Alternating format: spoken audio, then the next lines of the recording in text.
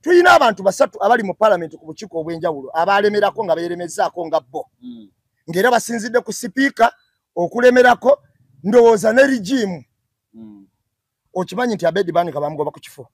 Kakiiko kwali. Bamugobako. Joyce Baagala okimanyi nti bamujja kakiiko kwali.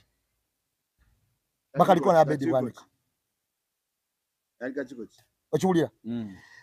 Bwe babaloka bagobako tebakalemerako. Abatula babbo bakimanyi. Batumanyi, abakiba batumanyi. Saagala ofaanane mu maaso g'abantu. Udindako, saagala muntu ofaanane mu maaso g'abantu nga weereza okusinga. NUP yafulumya ekiwandiiko ng'egenda kubakyusa.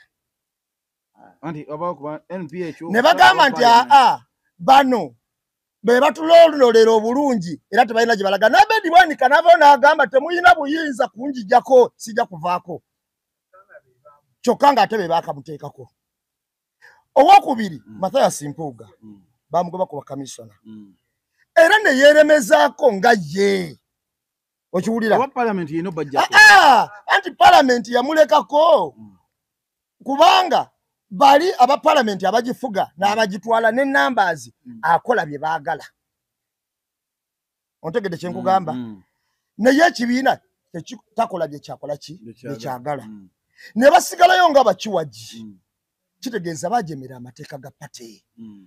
Olwaliro omuntu akulira amyuka president mu Buganda wavaayo n'agamba nti bino ebifo n'abameshoningako nti byo bikalu.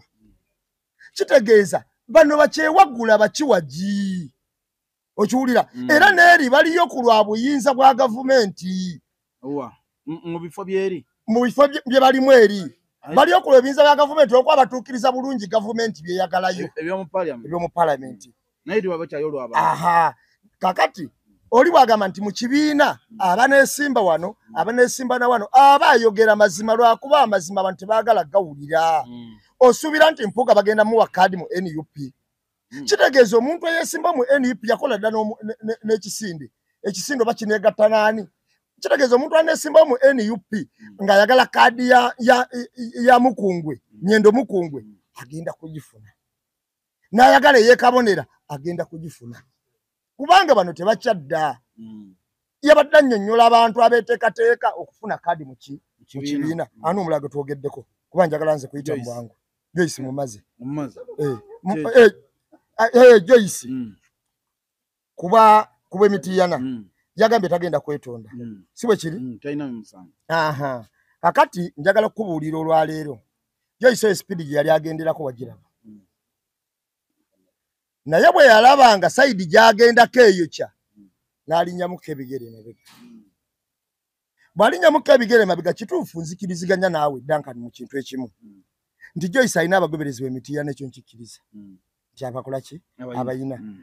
Ate okusinziira kawuza akaaliwo wakati wa Joyce ne minisita baali bati. N'Empuuga. Minisita.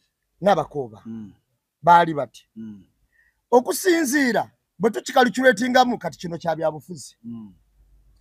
Bwe tukalikulatinga ekintu ekyo ne tugamba nti senga tuleeta Nabbosa oba bitaano. Bitaano atwalako obululu. Ne Nabbosa asobola okukola ki? Okutwalako. Kakati tuyinza okuwa n'Abakooba omwagaanya okola ki?